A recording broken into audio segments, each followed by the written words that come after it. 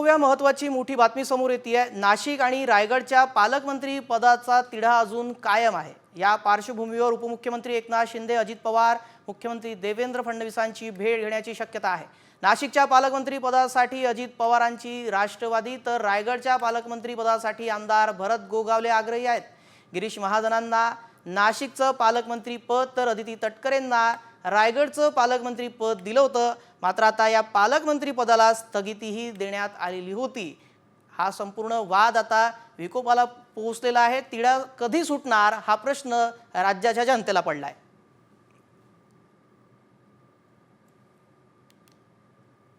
पाहूया महत्त्वाची मोठी बातमी समोर येते। नाशिक आणि रायगडच्या पालकमंत्री पदाचा तिढा अजून कायम आहे। या पार्श्वभूमीवर उपमुख्यमंत्री एकनाथ शिंदे, अजित पवार, मुख्यमंत्री देवेंद्र फडणवीसांची भेट घेण्याची शक्यता आहे।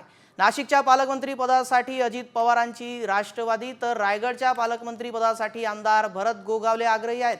गिरीश महाजनांना नाशिकचं पालकमंत्री पद तर अदिती तटकरेंना रायगडचं पालकमंत्री पद दिलं होतं, मात्र आता या पालकमंत्री पदाला स्थगितीही देण्यात आलेली होती। हा संपूर्ण वाद आता विकोपाला पोहोचलेला आहे। तिढा कधी सुटणार हा प्रश्न राज्याच्या जनतेला पडलाय।